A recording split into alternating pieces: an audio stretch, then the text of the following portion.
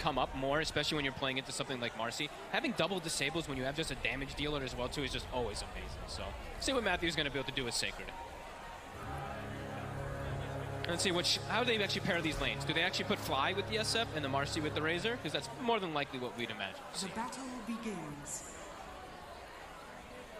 Let's have a look. I mean, we saw, of course, start of last game, I think pretty much up to the 20-minute mark. It's kept very, very close between both teams. When you look at the lane setups this time round, do you think we're going to see a similar story, or is there the potential for someone to get heavily harassed out of the lane early on? I'm just not sure how this top lane. It's just the Lion has to be really careful to not get caught at level 2 pretty much from the clockwork, because then he just dies immediately. Besides that, I think actually Thunder should be okay. We'll see how they do bottom. Sometimes this can be a little volatile because Marcy just does so much in laning phase. Even though Morph has ways to break Link, you can pull him back in and stuff like that. So we'll see how that first few waves goes, at least for Bakaz. And what about this mid lane matchup? Dark Margot, Tiny against Starbed's Pango. What do you expect out of this? Mago should do just fine. Abed should be able to get some decent farm, but I think Mago should come out ahead. He's just so comfortable in these matchups. Talking about comfortable, you know, Bakaz this game, Morphling. I mean, we saw how well he was able to play on the Bloodseeker in terms of just being able to know perfectly the hero's limits. And if you want to play a hero that you can really push to its full potential and play around those sort of risky situations, Morphling, this is sort of the next step from the Bloodseeker, right? You know, you've got to be prepared to see him, Bakaz, juggling around his HP, his agility to a perfect balance. Yeah, it really is exactly that, right? Those are the two highest volatility heroes when you're just trying to push the limits this top. So Matthew set up for the kill here. Fly with the chase down. Fairy Fire's there from Matthew, but a few more hits of the Battery Assault will get the job done for EG. First blood for Fly. A little worried about this one. They actually did it before the level 2 even comes out for the Clockwork. They just come in. Almost getting both heroes too. Sacred, thankfully for him, TPs to the tower, but they do force them both away. And I imagine this time round on the bottom lane, unlikely that we sort of see Nightfall in a dangerous position as he was in the early laning stage in game 1. Is this really a lane where Thunder Awaken can look for kills early, or is it pretty safe for EG? He should be pretty safe. He just has to be a little bit careful how much he trades when he does have like the Link building up, how much the Lich has, how much distance the Lich has to get like multiple nukes off. So lane positioning is going to be important for EG. Of course, EG, you can see themselves very much primed and ready to try to get a kill out of this lane themselves. And they're going to go on for Bakaz right away. Yeah, he has the adaptive level 2, so he's going to take quite a hit on the way out here. Crit trying to block him up, shifting into that strength. So will manage to survive. Has to be careful in this lane. Some sort of misplay here or caught out at low HP. Bakaz could get burst down by these two. They've got great ways of sort of getting that damage in from the distance, whether it's Crit throwing themselves in on top of him or the plasma field clipping him at the edge of the circle. Yeah, until he has that waveform, it can be a bit of a risk versus those double ways to keep him on that lane. The top. Top lane. Nice bit of a turnaround. Fly has got the Fairy Fire. Drop down the cogs, but Sacred, one more hit's all he needs. He's not going to be able to get it. Oh, the cogs. Fly's able to get out, and now Sacred's got to back away. Mango's at the ready. Arteezy beginning to stack up the raises. Thunder have to keep their distance. They are struggling up here, though. 9 last hits on Sacred. Sure, you see the 9 last hits on the Razor as well, too, but he's just constantly sitting like half or below that on the HP. This Clockwork SF lane a lot harder this time around. Absolutely, a very nice duo to play with in the lane. Yep. Fly just being able to charge and get on top of a hero with the Battery Assault and just providing that control for Arteezy to line up the raises. And this is actually a pretty big thing to actually talk about here. So on the retreat there, Fly going back to base gets a half pull. So what this is going to allow is now the wave is going to go back into the tower for the Shadow Fiend. So actually a pretty impactful play coming out from that clock. A little something extra. See bottom lane.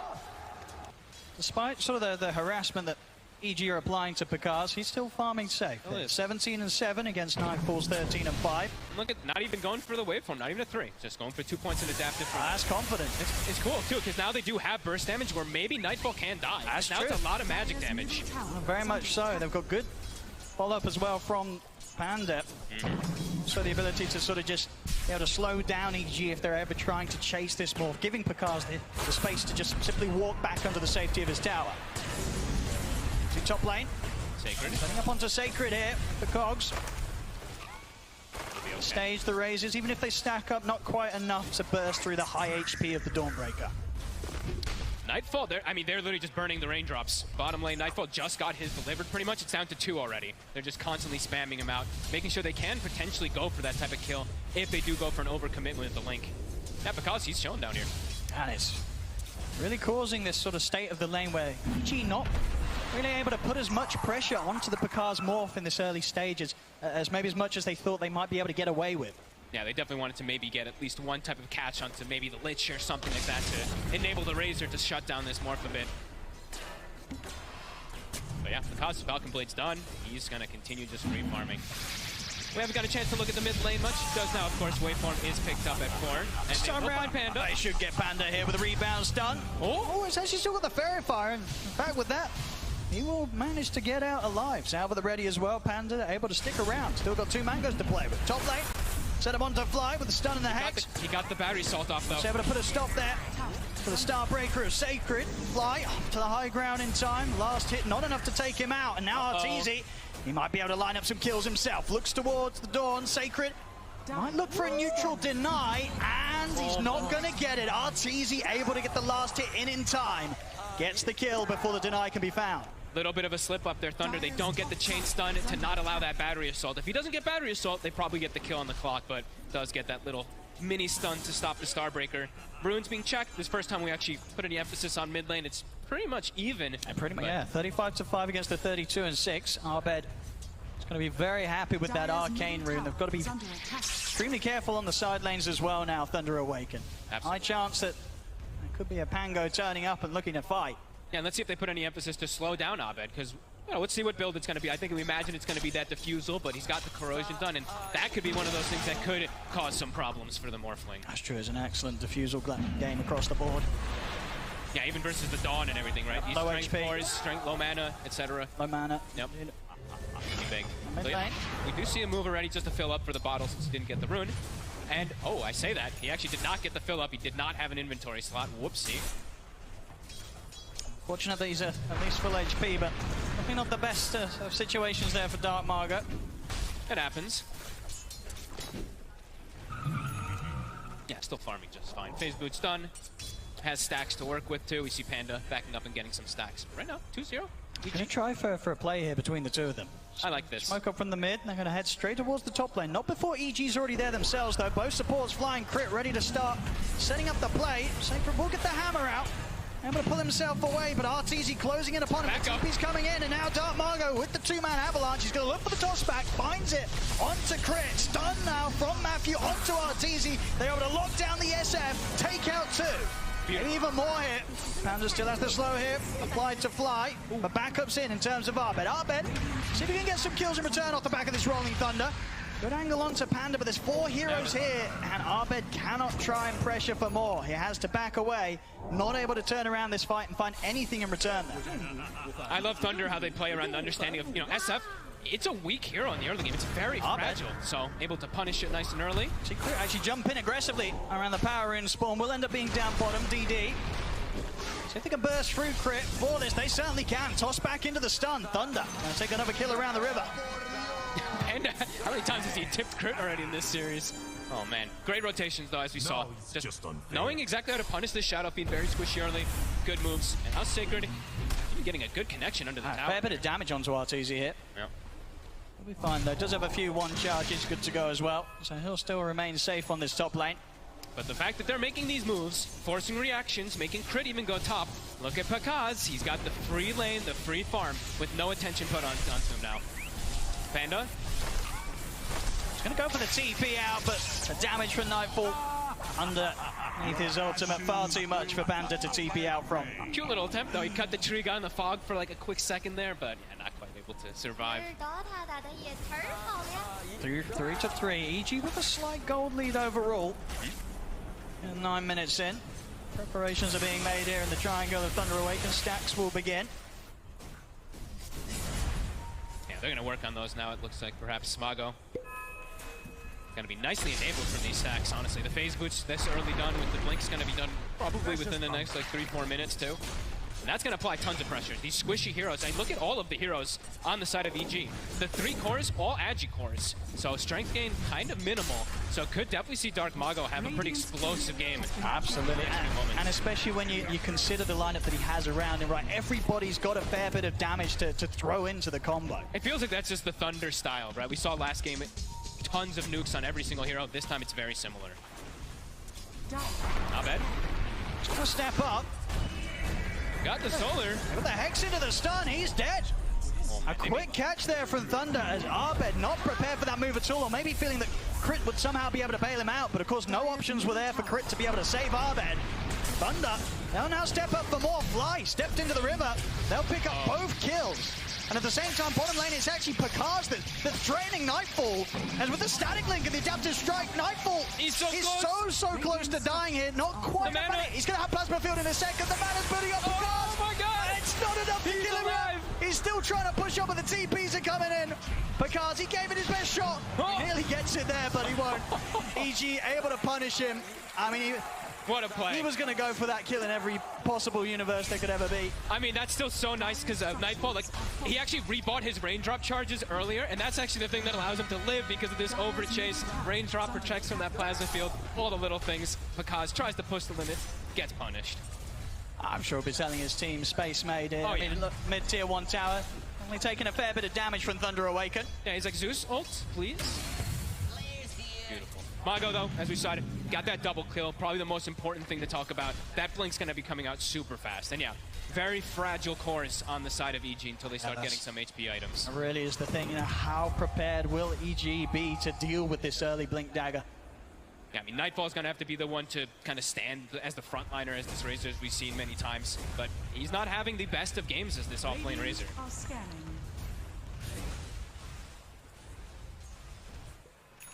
20 seconds and Sacred will be ready to back up any sort of move they make around the map, and indeed, in sync with that, they'll look to make the smoke play. They've got to set up. They've got more than enough burst for anybody. They've got all the ults. I mean, top lane, EG, smart move from them to get aggressive onto Sacred. He's the one that provides the global backup. If they take him out, there's nobody that's able to bail him out. Nightfall knows. He's like, wait a minute. Nobody reacted top. Oh, God. And he knows he's going down here. Yeah, they'll throw out the ults. I see Matthew holding back the finger. Wants to make sure that he's got that at the ready. No need to farm unnecessary stacks at this stage. It's a long cooldown level 1. You make sure you have that for the next kill. They could look to actually make the move again, and Dawnbreaker respawning can TP somewhere and Solar Guardian into the next team fight. Absolutely, yeah. You know, saving the finger for the next kill. Matthew, he's very ready to go. We'll see, in fact, TPing up towards the top. He TP'd. Matthew actually TP'd mid. They saw Abed. Oh, mid, sorry, yeah. Second. Oh. Matthew coming over towards the mid. Sacred he'll be the one to head back top, continue to clear out the waves. Matthew TP'd pretty much like from the hard camp near the outpost to the mid lane, just really trying to kick up that pressure, have a very quick-paced early game.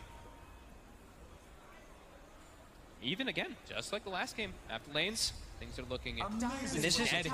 We'll see if this catches out Sacred again. I mean, once more, EG, they know at this stage you make the moves towards the door. That's the cleanest thing they can do. Reveal. Mid lane Dark Margot will indeed find the jump onto the Marcy. And again, at the same time, the move's made onto Sacred. TPs will come in this time round, and Sacred able to pull himself back to the safety of the rest of his team with the hammer. EG not successfully able to take down the Dawn this time round. He's not an easy kill. I mean, look at this Dawn. With the Falcon Blade, with the Bracer, 1600 HP. They have to commit so much. If he just gets the hammer out every time, they don't have that follow-up disable. And now, Matthew, as we said, still holding on to that finger. It feels like he just wants to use it on Arteezy exclusively. Absolutely, yeah. He's been very controlled with this, and it definitely hurts for EG. They know that threat of the burst will be there. They're going to try for Sacred once again. This time Sacred a little further up than before. Got the Managed hammer. to get the hammer out, but the cogs are down. Has the backup of Matthew and Panda. Chain Frost is there. Fly, hook shots out. They're taking out Sacred. This time Matthew ready to burst through. Fly with that finger, finish him off. Abed will turn up from the side to make sure they get a second, but Dark is in with a blink, and here's the buyback. Dawnbreaker, Sacred ready to fly over towards the fight and turn this around as it's a double kill for Matthew. Crit tries to run, the tree will chase him. The Sacred ready to dive in underneath this tier 1 tower. Crit trying his best with the jukes. Oh, not doing a bad job about it at all. They see him now. They do indeed. You can only hide there for so long as Thunder take him down. And they'll take out the tier 1. A solid buyback there from Sacred. Thunder is really on some next level stuff. We saw this in the last game too, just constantly looking for the fights. EG probably was like, oh, we're good, you know? He's dead. He's not coming back. Who buys back in 14 minutes like this? Great play again coming out. Thunder really understanding how to take these fights. Dire's top tower has fallen. Once again, as in game 1, still overall close between the two teams, and both carries in a very similar spot. Picard and Arteezy within a few hundred gold of one another. But seeing this Morphling having this type of game is definitely some concerns for EG. As the panel mentioned, sure, they've got this rolling Thunder, they've got the Marcy stun and stuff, but they don't really have like these silences. Morphling will be able to always survive, probably versus the Burst. And he does have that matchup. I mean, turning into Pango, turning into Razor, he's got a lot of different things that he can do here on this Morph. EG, these next few moments feel like they're pretty crucial. Abed, defusal is done. Let's see if they can actually find a kill here. This could be what allows them to get maybe. Cards would be the big one. Very quick with the waveform. Fly not able to catch him with a hook shot in time. Does have Sacred around. On the mana though, we'll try and swing forward with the Celestial Hammer, and indeed EG, they won't continue to chase. They know it's highly likely that Picard has got more backup behind him. As Picard's able to get away from that smoke, EG not quite able to execute that initiation as they wished for. No, they're trying to find the moves, but yeah, just as we said, the Morph is going to be a big problem for them to ever try to kill. And now hook shot on cooldown, and that was also the defusal reveal, I believe, for Abed. So Thunder will be well aware of it, and immediately look at them. Like, the smoke is already going. They already see an opportunity to go for a kill. They have this ward bottom. Finger not at the ready. Might need one more follow-up. They do have the Solar Guardian if they want to call for it. And Nightfall does show. Yep, they know he's in it. Dark Margot. Yeah, they're using it. Able to get him with a jump. And of course, once they get that opening stun, so much follow-up to make sure there's more than enough time to keep them in position, allow Sacred to connect with the ultimate and get whatever pick-off they look for here. It's so fast the way they're moving. It feels like they're just constantly smoking and just swinging across the map. Just first they were top, now they're bottom within like 2 minutes afterwards. EG trying to get back them, trying to find Picard. So they can get underneath this tower. I mean, they know that there's no Dawnbreaker able to head over and help out Picard. But Panda, he walks in. He did see that ward, it looked like for a quick second. They're gonna go for him. See if Thunder want to do anything about this. It will take a bit of time to take Panda down. He's still In alive. fact, if they can take him down at all, they can't. Panda able to walk away. Thunder, they'll happily take the fight that EG try and poke for us. Once again, EG attempting to make these moves, but just not quite able to get that catch onto Thunder as they wish for. Thunder is just, they're reading the map better, honestly. The macro play so far has been perfect. Just like last game too, the wards that they've set up, it seems to just be doing every little thing and just keeping Thunder in a perfect position, not even losing their 5. And we're seeing the skill build from Picard. This is, you know, we've seen this so much now from the Morphs. You only need that 2 points in your attribute shift. So he is very scary if he turns up and fights. A ton of burst damage from waveform and from the adaptives early. I mean, do you imagine if EG once this BKB's done on Nightfall, will they look to try and force a fight? So top lane Matthew, he's getting gone on, but Picard's thinking about maybe trying to find something themselves out of this. Dark Margo's in with a jump, he's able to close the gap on Arteezy, he just burst straight through him. Able to jump straight over towards Artur at the back of the fight, throwing out the tips as well. That is massive cause for concern. I mean, he's able to just one-shot him. Look how huge his tiny is. He's got an Echo Save and the Brigand's Blade. It's so much damage from the combo once he gets on top of them. And as we said, you know, the EG lineup, it's very fragile. Nightfall, as you mentioned, you know, the BKB, they're going to have to try to force something big with it, some type of fights, because things, even though it's only a 1K gold lead for Thunder, it feels like it's starting to get quite a lot higher than that. See it again, Dark Margo. Able to come in from the river, get the catch onto Abed, toss back into the Hex, the fingers at the ready, Abed gets burst. They are just, the synergy on this team is insane right now. The toss, every single time, toss back into like a follow-up stun from either the Dawn or the Lion. Yeah, everything going their way. EG, kind of crumbling right now. And it's, even when they have the BKB on Nightfall, I don't know, forcing a full fight might still be difficult. Arteezy's just dead if he walks into a fight, it feels like, so. Maybe for Nightfall, they can go look for some type of expedition with 3 heroes or 4 heroes and leave SF away, but I think going for a full team fight might be a disaster for Arteezy. Absolutely. He's going to want to have no part of any fight until his own BKB's done, Arteezy. Still a bit of time until that will be out for him.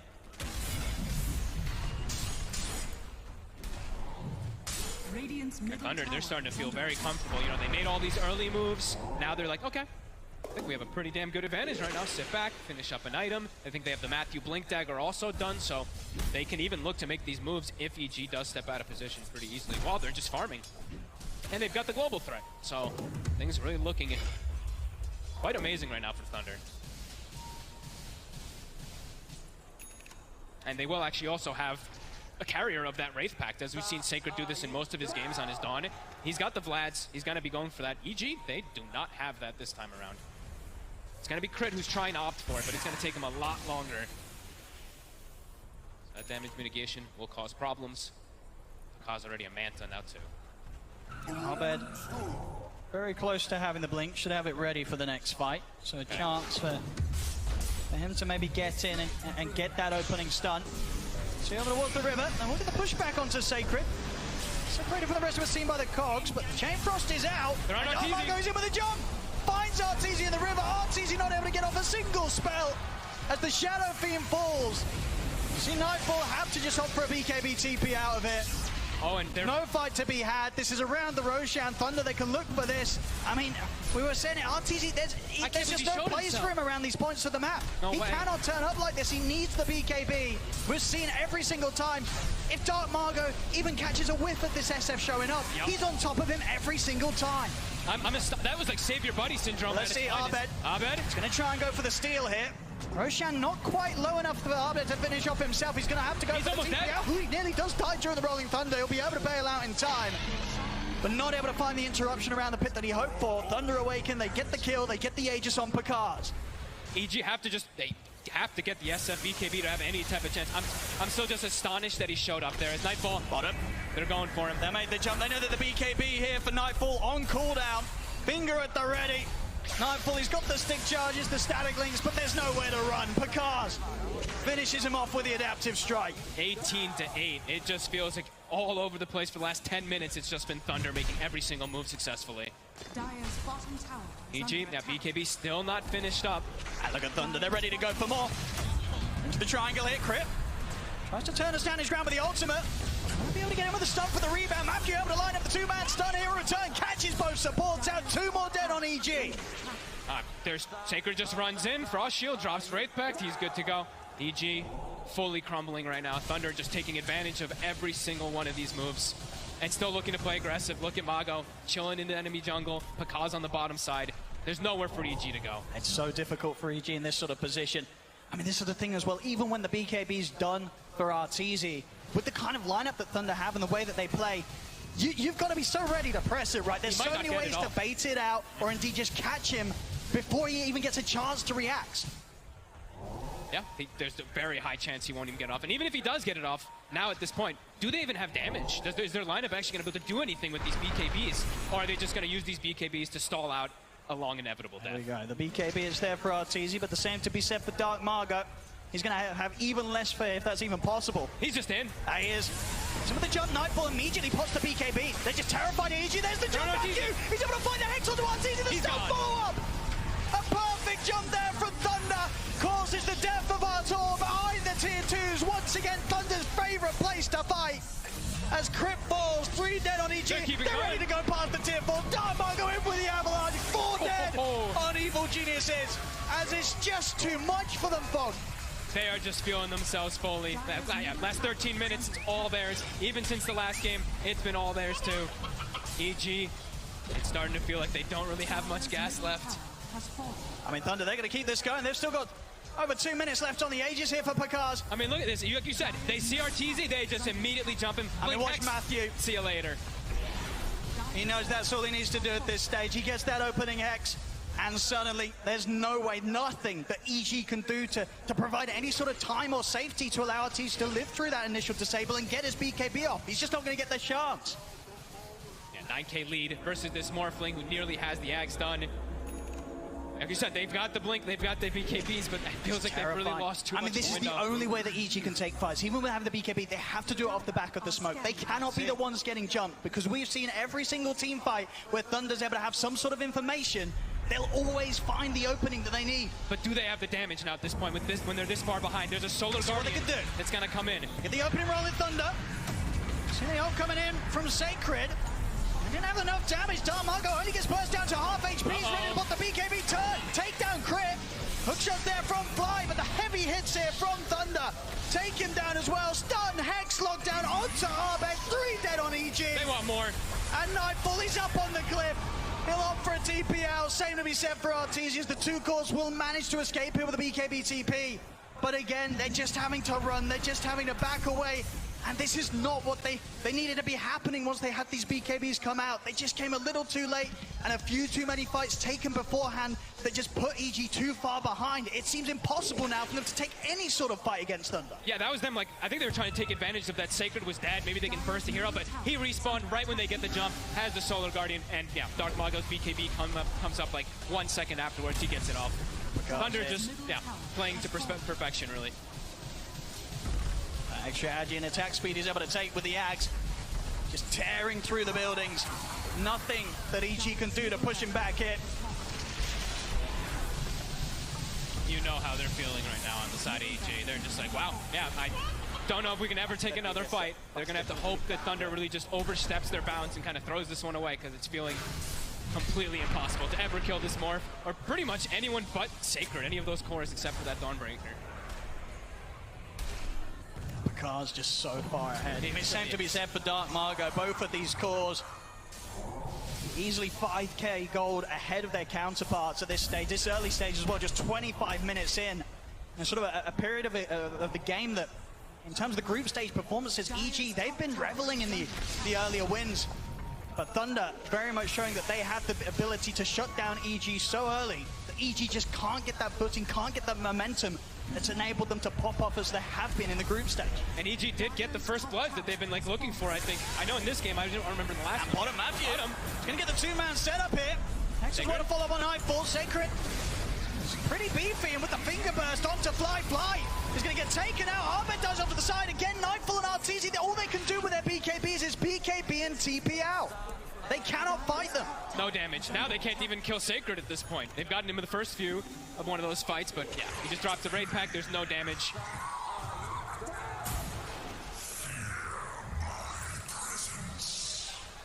In terms of sort of fights that they can put together around the defensive on the high ground, do you sort of see any play that EG can try and go for in terms of punishing Thunder when they go for the high ground? Matthew, he showed himself. They know he's in the trees somewhere. Matthew's going to go for the blind stun. They're still just going to chase him. Jukes are there from Arteezy, but Matthew, he'll still be able to chase him out. Hex is there. They're on top of him with the combo. Tips once again being thrown the way of Arteezy. Godlike. But Picard's. And to answer the question of the comeback on the high ground, they don't have the team with the tiny. They don't have these toss-back plays or anything. It's looking quite impossible. On to the next Rax. It's going to drop in seconds. 30 seconds without Arteezy. 30 but that looks to matter too much considering the state of the last few fights we've had. He has the buyback back up. They just have to watch, even with Arteezy. Oh, quick blink there. Arbeck will be able to avoid the catch of Dark Margo this time round. For the top Rax, it's gone. They're just too far ahead now. No fights, really, it feels like. EG, you said they got to just hope the Thunder oversteps massively, even a couple times, because 1 or 2 times won't do it. Maybe 3 throws or something, but yeah, Thunder. Phenomenal play. All game, it's just been relentless aggression. Now for Thunder Awaken, they can look towards that bottom lane. Push forward towards that final tier 2 standing. Yeah, they don't side of the map. They don't have to really go much of anywhere else now. I think the Scotty's about to be finished for Picard as well too. He's 2-3 items ahead of his counterpart. And all of EG. It feels like they haven't even hit a creep in these last, what, 5 minutes or something. Definitely feels like they're running out of fallback plans to be able to sort of rectify the state of this game. Arteezy can't even finish getting souls. He just has to sit in the tree lines with his team. Because even if he shows, if he shows himself, he might just die immediately. Look at Matthew. Immediately whips himself. He's like, let's go. With the scan EG, so they know that Thunder Awaken's there, but not really too much they can do with that info apart from continue to stay hidden in the tree line. Matthew knows. He's in. Oh, he's in with the jump! Straight away with the Hex. They burst through Fly. Nightfall pops the BKB in time. Tries to come in with a static link, but Picard's is there. Heads in with a wavefall. Takes out Nightfall immediately. Sacred committing in deep. Starbreaker still lands onto Arteezy. Arteezy will pop the BKB. Arbeck's in with the stun. On top of the Dawnbreaker, but the finger SF will fall. Abed, the only one to get out. GG. As there it is, GG is called. Wow. Thunder Awaken turn up here in the first series of the playoffs here at the International level to take down EG 2-0, knocking them down to the lower bracket. And this was a pretty severe knockdown. Oh, yeah. First game was close, very even through the majority of it. This one, Thunder came to play. They knew exactly what EG was going to do, and they did give EG that Shadow Phoenix. They did. Still able to just defeat it with ease. Absolutely, the preparation very much showing from Thunder Awaken coming into this series. 100% win rate on that SF EG had before today from the group stage results alone, and Thunder Awaken, they deal with it twice. First game, a very well played second half. This second game is from start to finish, really. Yes. It felt like that the options for EG, they were just running out with every single minute that passed. And we have to give a huge congrats to Thunder Awakens, because that's top 6 guaranteed now for them. Massive. And if they continue to play like this, I don't think there's going to be any sort of question on how far this team can go. Once again, just continuing to look better and better throughout their group stage, and now turning up on the main stage, opening up with a performance like that. They've got to be feeling over the moon. Can't wait to see more from them. Of course, we'll see EG down in the lower bracket. But as it stands, Thunder Awaken, they'll be the ones to move up in this upper bracket, taking down EG 2-0. Thank you very much, ODPixel and Fogged. Indeed, Thunder Awaken, top 6 guaranteed, the first ever of their region to do so. Massive congrats are indeed in place. We're going to break down this game, which was straight fighting from the get-go. It felt like this was a brawl, Jenkins. Yeah, so I mean, I have this theory that's maybe it's a bit off the wall, but I feel like it is kind of reasonable. Maybe you guys can tell me if it's stupid or not. But like, It's stupid. It's stupid. Okay. Okay, move on. All right, moving on. Effie, what did you? No, go ahead. Thank you, Effie. I appreciate it. I think at TI, there's just obviously this immense amount of pressure for players. And I think when under pressure, people seek comfort in their teammates. Yeah. And I think in Dota, the way that you feel that comfort is through positioning. And so because of that, team fighting becomes very strong at TI. Maybe Earthshaker's not so good in this meta, but Enigma is the top hero that we've been talking about. And what have we been saying about Thunder Predator all year? They're the team fighting team. Thunder Awaken. Everybody talks about how Thunder Awaken in SA is all about optimizing team fights. So this doesn't come as a shock in that respect. For sure, I like that you said that, because not just the game that we saw right now, but the previous one before it, they outfought EG at every moment. And I really wanted to highlight the play coming up from the support duo of Thunder Awaken in this game. It really felt like that Lich and Lion popped off completely. Like in any other team's hands, a Lich and Lion support duo may have looked slow, may have looked weak, may have gimped them a little bit, but no, they were just out skirmishing a team with Clockwork Marcy supports. That is just so insane to me. After watching these two games, I feel like EG fell into a trap that Thunder Awaken knew exactly what EG is going to go for. Like, we did manage to protect some of the picks, and you know, if we can do it, these smart professional e-gamers, they can do it as well. And it felt really bad for EG in game 2. Also, I think Shadowfin might become like a new meme for EG besides the Storm Spirit, because so far they picked it 9 times already. It was like it was working out until now, but seems like it got figured out. I also want to point out Dark Mago's Tiny. This is his best hero without a doubt, and how they managed to get him into the game is getting some big stacks in the triangle, if we can call it even a triangle right now. Yeah, we can. We can, okay. Yeah, and also the blink reveal, something that they did in the previous game with the Pango. This time around, also picking up a blink dagger on Tiny and then doing big things after, getting a lot of kills. But not just that, to me it